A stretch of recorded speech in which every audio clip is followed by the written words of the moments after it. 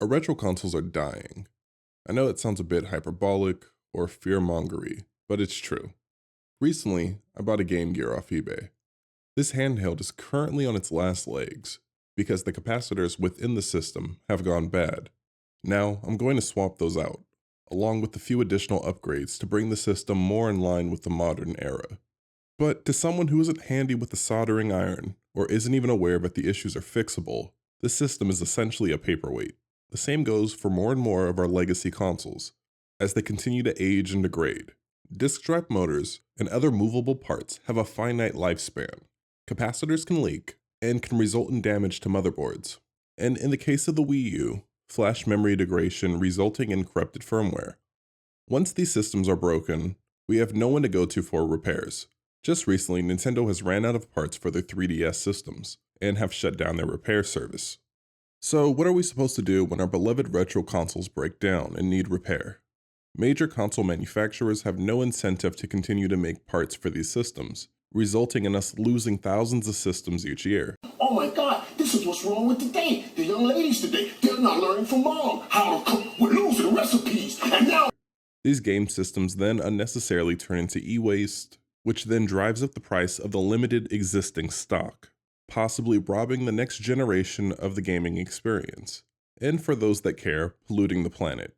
I'm not some environmentalist tree-hugging hippie, but I do see how much we waste as a species, chasing the next fancy object.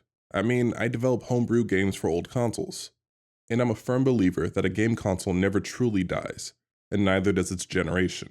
All systems have value, including you, Atari 2600. So, how do we fix this issue? There isn't nearly enough money in console repair to incentivize major manufacturers to continue repairs on all of their legacy systems.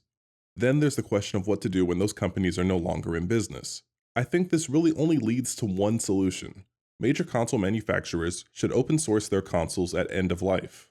I would also prefer if they release their SDKs, but that would just be icing on the cake. Since there are so many open source alternatives to official SDKs already, this isn't really necessary. If console manufacturers were to open source their hardware, this would allow third-party companies to pick up the slack and create replacement parts without having to spend a ton of money on reverse engineering and research and development. I mean, we're starting to see this now, but it's only after years of research, testing, and individuals building companies around these products. This is proof that if no existing company has any interest in manufacturing parts, most gaming communities are full of intelligent, passionate people who are more than ready to pick up that slack. Giving your loyal fans all the information needed to keep their favorite consoles running not only saves a ton of consoles from entering the trash, but also helps those individuals who have an interest in preserving and even improving previous generation consoles, saving them a ton of time, effort, and speeding up the process. I think this would also help those of us to decide if we would like to keep our consoles and handhelds OEM by using the original replacement parts that were built closer to specification of the original console, or if we want to use aftermarket parts that provide new features and design functionality. For example, I recently replaced a screen on an original Game Boy.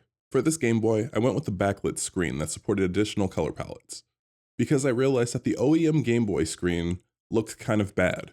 I plan to do the same sort of thing for my Game Boy Color in the near future, along with replacing the shell since it's damaged.